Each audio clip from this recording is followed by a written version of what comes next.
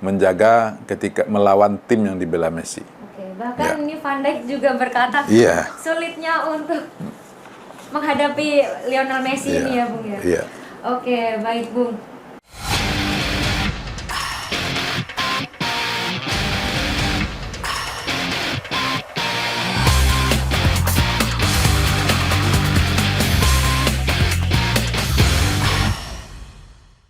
Halo pemirsa dimanapun Anda berada, kali ini bareng aku Uci Suhaiba. Saya Merin Anderson. Dalam program acara Haya Haya Piala Dunia 2022, Salam Olahraga. Salam olahraga. Oke Bung, lanjutan 8 besar Piala Dunia 2022 mempertemukan Belanda versus Argentina.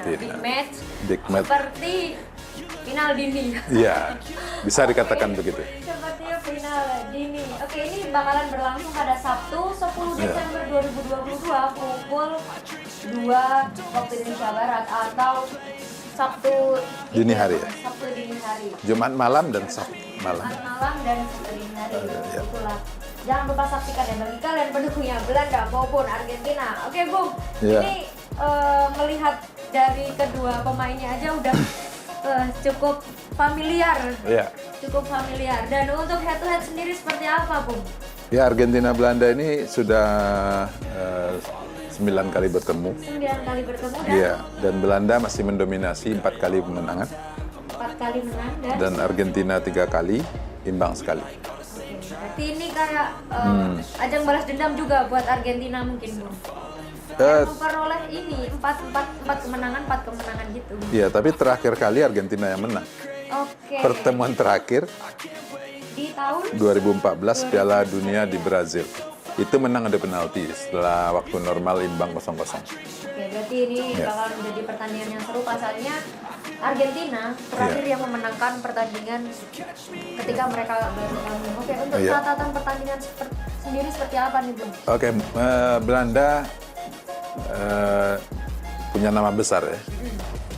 Tapi permainan Belanda sekarang tidak seperti namanya. Yang terus harum, dia main bagus. Kemenangannya diraih dengan cara bermain yang tidak berkesan bagi banyak orang. Menang 2-0 lawan 2-0, 3-1 lawan Amerika ya.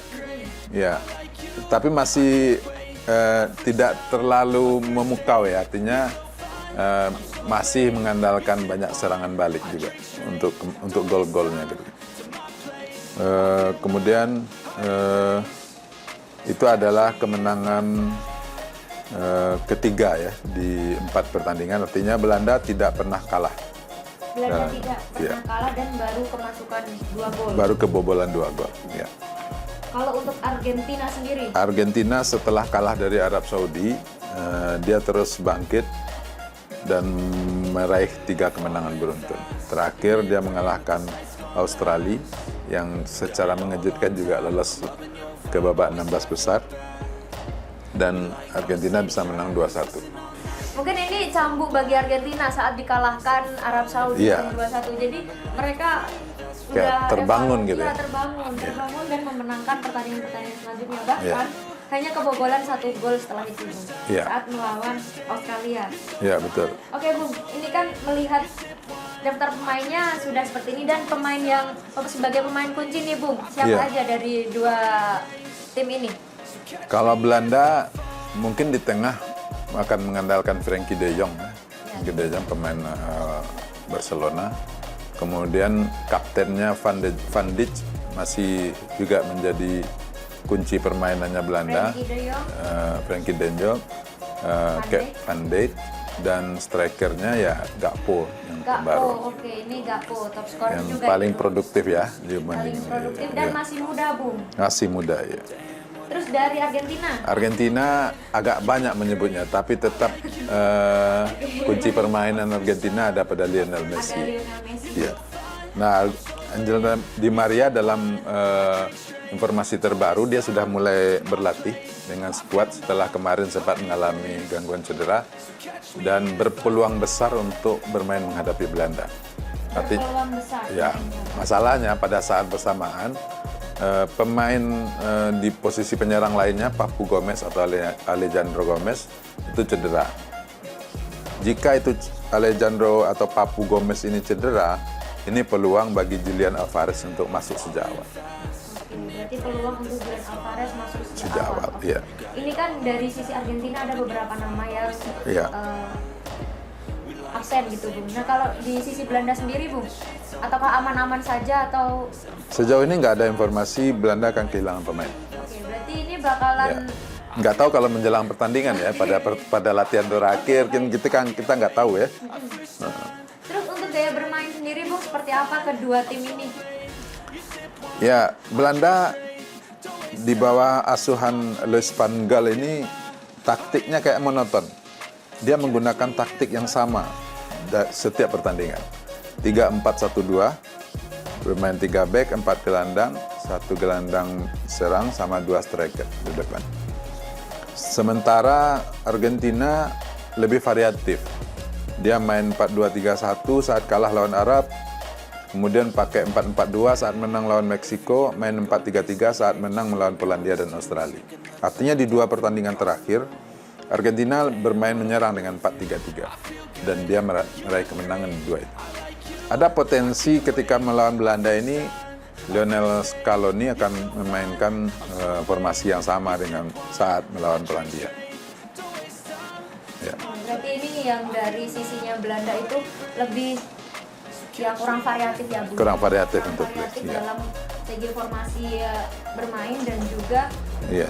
menumpuk ya, Bung, ya di Sepertinya bagian, begitu. Jadi menumpuk di bagian pertahanan. kalau melihat formasinya 3-4-1-2, ini artinya ketika bertahan ada 7 back. Ada 7 back. Jadi Ya, 7 back yang bergabung, artinya gelandang bertahan dengan 3 back, berarti 7 pemain yang akan membantu kipernya. Tapi itu efektif, Bung. Mereka baru kebobolan 2 Iya. gol. Nah, kemudian 3 pemain penyerangnya nanti berusaha keras untuk serang balik. Oke, baik. Ini kan tadi banyak back di bagian di Belanda. Nah, di Argentina sendiri kan ini banyak striker yang mungkin dapat menjebol Iya. itu, Bung. Nah, mungkinkah ini, Bung, dapat dari Argentina sendiri dapat membobol pertahanan dari Belanda? Ya, ini tergantung kreativitas dari gelandang Argentina ya. Ketika Belanda bermain bertahan, ini butuh kreativitas gelandang Argentina untuk membongkarnya. Artinya bagaimana pola permainan Argentina melalui sayap yang dimainkan Angel Di Maria atau Julian Alvarez di kiri atau Messi di tengah atau Lautaro juga bisa main di depan. Ketika mereka bisa bermain 1-2 atau lebih cepat, ada kemungkinan mereka akan menembus gawang Belanda. Tapi ini di Belanda sendiri ada pemain yang cukup menurut Uci dimainkan terus kan itu. Iya. Ada nama-nama seperti Julian Timber, terus kemudian ada Nathan Ake dan juga Iya. Van Dijk sendiri. Ini tuh 3 pemain Back. bertahan, Iya. 3 back yang sulit ditembus, Bung, menurut Uci. Bisa nggak dari 3 penyerang Argentina itu menembus 3 trio dari Belanda ini, Bung? Saya kira bisa, karena Van Dijk bukan back asing bagi Messi. Ketika Liverpool berhadapan dengan Barcelona atau ketika lawan Messi sudah pernah menghadapi, dan Van Dijk pernah mengatakan dari Argentina adalah Messi adalah yang paling sulit untuk diantisipasi. Tapi Van Dijk sendiri maksudnya kan sering bertemu itu ada strategi sendiri nggak? Maksudnya ada kayak kelemahan Messi itu di sini itu ada nggak, Bu? Nggak, dia cuma antisipasi bahwa bagaimana repotnya untuk menjaga ketika melawan tim yang dibela Messi. Bahkan ini Van Dijk juga berkata Iya. sulitnya untuk menghadapi Lionel Messi ini ya, Bung, ya. Iya.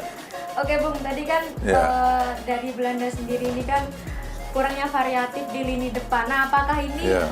juga bakalan menjadi nilai poin min sendiri bagi Belanda, Bung, untuk mencetak gol di gawang Argentina? Iya, kesulitan dia mencetak gol ini kelihatan dalam beberapa pertandingan, walaupun Belanda menang ya, belum terkalahkan. Cuma gol-gol yang dicetak itu lahir last minute ya, menjelang babak kedua atau di menit-menit akhir. ini akan makin sulit kalau dia menghadapi Argentina dengan kesibukan untuk bertahan dan mengandalkan serangan balik. Karena Argentina pun juga punya pertahanan yang bagus untuk mengantisipasi ini. Gitu. Ada peluang untuk Belanda mencetak gol. Pertama ya serang balik, ketika serang baliknya efektif. Kemudian yang kedua adalah ketika ada bola mati, ya. Tendangan bebas, sepak pojok, itu berpeluang menjadi gol bagi Belanda. Ini Bung, terakhir peluang lolos ke semifinal dari kedua tim ini. Kalau saya masih berharap Argentina yang lolos. Kenapa? Karena selain faktor Messi, karena faktor kembali bermainnya Angel Di Maria yang seringkali sangat membantu ketajaman Argentina, terutama dari sayap kanan ya dalam permainan Argentina. Hadirnya Angel Di Maria itu berbeda permainan Argentina ketika dia absen. Sebenarnya ada yang unik Bung. Ya. Duel ini merupakan duel pelatih tertua dan juga pelatih termuda. Iya ya. Ya, ini di pelatih tertua itu di Belanda sendiri. Belanda, terus kemudian ya. pelatih termuda itu ada di Argentina. Scaloni, ya. Apakah pengalaman? Apakah ini pengalaman bakal mengalahkan squad dari Argentina seperti Betul. itu? Pelatih Argentina itu sudah bilang bahwa ini akan menjadi pertarungan klasik ya. Karena di masa lalu dua tim ini adalah tim yang paling berjaya di Piala Dunia. Dan Van Gaal adalah pelatih legendaris ya, bagi Belanda. Scaloni menganggap ini akan menjadi pertandingan indah ya. Artinya pengalaman Louis van Gaal akan menjadi kunci dari permainan Belanda nanti. Sementara Scaloni mengandalkan tim dia yang bagus untuk menghadapi tim Belanda yang tidak terlalu tidak terlalu populer belakangan ini. Mungkin itu saja. Bagi kalian pendukungnya Belanda maupun Argentina, jangan lupa saksikan pertandingannya pada 10 Desember 2022 atau Sabtu dini hari ya Bung ya? Iya, Sabtu dini hari. Sabtu dini hari atau Jumat malam pukul 2 waktu Indonesia Barat. Ya. Aku Uci Suhaibah. Saya Mayrin Larson. Pamit undur diri. Bye-bye. Bye.